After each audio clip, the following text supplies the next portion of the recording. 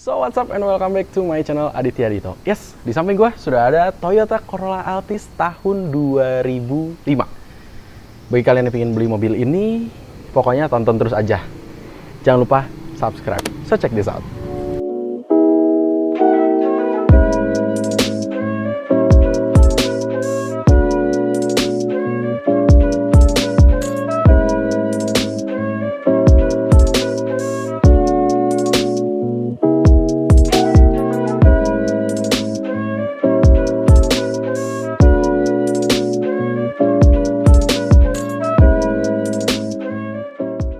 Yes, ini adalah Toyota Altis, Corolla Altis ya. Sebutnya Corolla Altis yang generasi ke-9. Kita tahu sejarahnya Toyota Corolla itu punya sejarah yang sangat panjang. Bahkan sudah tercatat ada 12 generasi. Nah, generasi yang pertama yang modelnya seperti ini, dia tidak masuk ke Indonesia, hanya dipasarkan di pasar Amerika dan juga Australia. Nah, yang generasi kedua baru masuk ke Indonesia, disebutnya adalah Corolla Betawi atau kita biasa sebut Corvette. Nah, langsung generasi ketiga yang bentuknya seperti ini. Ini disebutnya apa ya? Corolla apa ya? Di mungkin daerah tertentu beda-beda ya penyebutannya. Setelah itu baru masuk ke yang namanya Corolla DX. Yang bentuknya gue paling demen sih sama Corolla DX ini. Abadi retro. Setelah Corolla DX, masuk lagi ke Corolla SE yang bentuknya seperti ini. Nah, setelah Corolla SE, masuk lagi ke Corolla yang bernama Twin Cam, yang bentuknya seperti ini. Masuk lagi ke generasi selanjutnya yang disebut Grid Corolla yang bentuknya seperti ini. Setelah Grid Corolla, ada lagi All New Corolla yang bentuknya seperti ini. Setelah All New Corolla, baru masuk ke generasi Altis ini. Jadi sejarahnya memang panjang ya. Setelah dari Altis, baru generasi ke-10-nya model Altis yang seperti ini. Dan selanjutnya, Altis model seperti ini lagi. Lebih, fasianya lebih modern dan lebih agresif. Dan yang generasi terakhir, yang bentuknya seperti ini. Yang sudah dipasarkan di Indonesia. Jadi total ada 12 generasi untuk Corolla ini. Beralih ke bagian eksterior. Untuk di bagian depan, jadi ini tuh adalah Toyota Corolla Altis yang facelift ya. Jadi yang sebelum pre-faceliftnya tuh yang bentuknya seperti ini. Yang pre-facelift itu dibuat pada tahun 2001 sampai dengan 2003. Nah, untuk yang faceliftnya, dia dibuat dari tahun 2003 sampai dengan 2006. Dia masih pakai lampu bohlam biasa. Belum pakai lampu LED ya. Ya maklum lah pada zamannya masih seperti ini. Cuman dia udah dikasih fog lamp, which is itu bagus. Cuman lampunya juga menurut gua kristal gitu ya. Bagus sih menurut gua pada zamannya ya. Nah, lalu untuk di bagian grill, gua lebih suka yang facelift. Dia di sini pun garnish chrome-nya juga nggak terlalu banyak, jadi dikit gitu. Jadi mobil-mobil yang sekarang tuh suka terkadang lebay gitu ya. Chrome-nya banyak, kalau yang ini simple aja. Di sini ada lubang angin, terus juga ini lubang radiator. Sebenarnya lihat desain mobil Corolla Altis ini lebih ke simple aja sih menurut gua. Beralih ke bagian samping dari si Toyota Corolla Altis ini. Dan menurut gua desainnya sekali lagi simple dan elegan ya. Karena di sini chrome-nya juga cuma sedikit di handle gitu. Manis gitu. Penempatannya pas chrome-chromannya gitu. Terus di sini juga chrome. Terus di sini juga chrome tapi manis sekali lagi di side body molding. Jadi menurut gua nggak terlalu lebay chrome-nya gitu. Nah, untuk bagian kaki-kaki, gue paling suka karena dia mengusung velg ring 16 yang desainnya bagus. Dan begitu juga dengan ukuran bannya, dia menggunakan profil 205/55. Dan sekali lagi, gue yang paling salut adalah bagian pengeremannya. Karena pengeremannya menggunakan cakram untuk depan dan juga belakang. Jadi pasti auto pakem. Nah, sekali lagi menurut gue, desainnya cantik, elegan, dan simpel. Oke, beralih ke bagian belakang. Nah, bagian belakang sekali lagi menurut gua simple desainnya. Lampunya masih menggunakan bohlam biasa, belum ada LED. Nah, terus ini chrome-nya sekali lagi simple gitu. Cuman di sini aja, bagian sini. Nah, terus juga dan bagian emblem-emblemnya. Nah, untuk emblemnya nih ya, dia tertulis 1.8 G yang artinya 1800 cc, 1.8 ya. Dan di sini ada tulisan Corolla Altis. Cuman nama Altisnya yang agak digedein gitu ya. Oke, terus juga di sini ditambahin sensor parkir. Jadi pada zamannya ini cukup bagus juga, cukup mewah di zamannya. Oke, sekarang kita beralih ke bagian bagasinya. Nah, untuk sektor bagasi dia bisa dibuka dari driver atau juga dari sini, tapi dia tidak mempunyai handle. Kita buka bagasinya. Oke, bagasinya di sini cukup luas. Ya, bisa menampung satu koper besar dan juga satu koper medium. Yang artinya ini luas banget gitu ya. Jadi untuk kita bepergian keluar kota ini sangat lega banget bagasinya. Apalagi kalau gue masuk, mungkin gue juga bisa masuk juga sih. Cuman ya takut ketutup, nggak ada yang bukain. Oke, jadi menurut gue desain belakangnya manis, cukup elegan, chrome-nya nggak terlalu banyak, dan juga bagasinya besar. Beralih ke bagian mesin. Nah, Toyota Altis ini yang pada zamannya, yang modelnya seperti ini, dia dibekali dengan mesin berkapasitas 1800 cc VVTi. Nah, kalau untuk yang sebelum facelift-nya, dia belum VVTi. Nah, ini yang facelift sudah pakai VVTi. 4 silinder, dia mampu mengeluarkan 140 horsepower. Nah, kebetulan ini transmisinya adalah manual.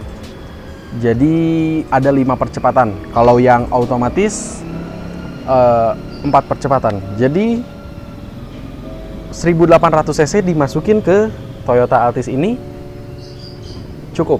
Sekali lagi. Beralih ke bagian interiornya. Di bagian interiornya driving positionnya agak rendah, tapi nggak terlalu rendah-rendah amat sih. Masih cukup commanding gitu lihat ke depannya. Nah, yang pertama kali gue bahas adalah bagian dari material si dashboardnya. Dia ini sudah pakai bahan soft touch, jadi empuk banget gitu. Dan bahkan di bagian pengemudi pun juga masih soft touch semua. Nah, karena ini adalah mobil agak mewah ya, mungkin bisa disebut baby Camry, dia juga di sini dipakai ini ya, trim kayu gitu. Jadi looks-nya lebih mewah dan terasa elegan. Oke. Terus juga untuk sistem audionya dia masih menggunakan head unit biasa. Masih nerima kaset juga, dan pada zamannya juga dikasih juga untuk CD gitu ya. Tapi aux, Bluetooth kayak gitu sih nggak ada ya.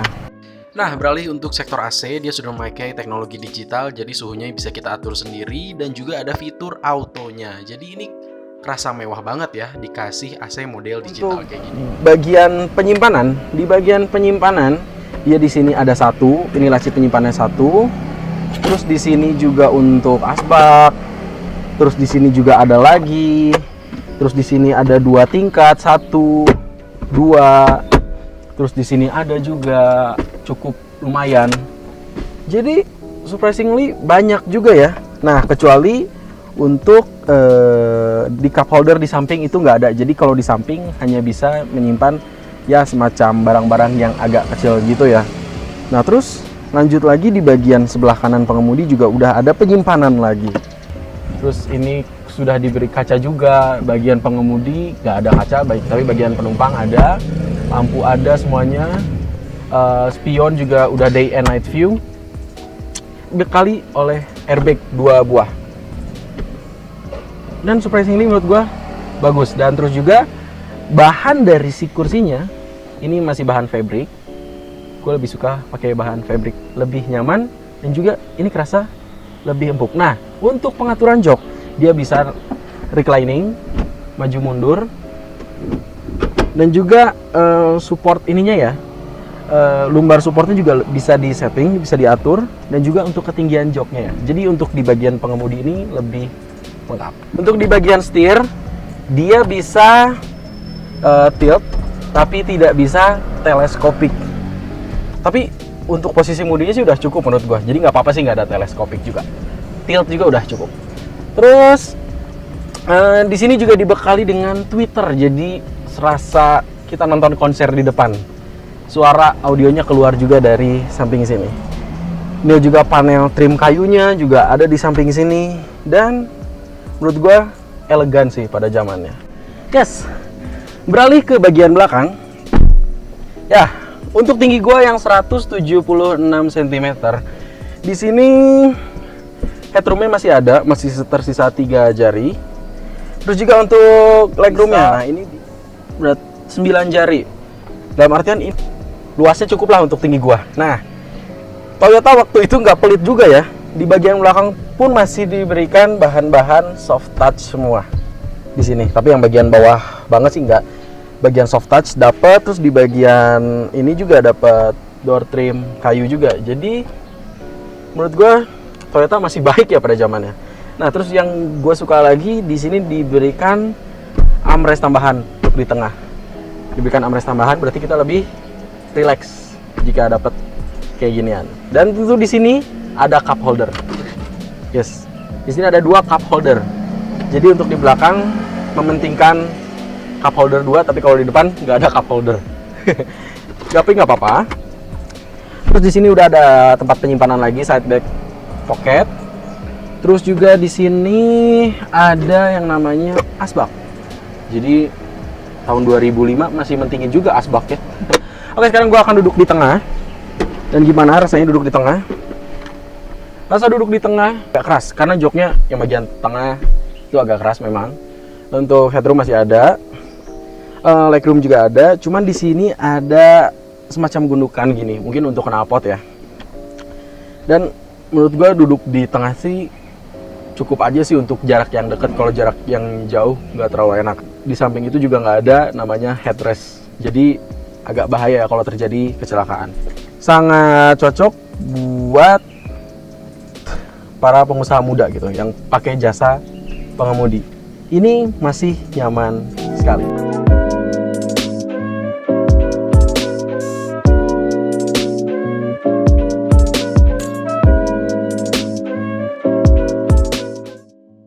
Yes, yang pertama kali gue ngerasain adalah posisi mengemudinya yang enak menurut gue. Karena dia mempunyai pengaturan jok yang sangat banyak. Dia bisa naik turunin, terus juga reclining, semuanya enak sih, nyaman.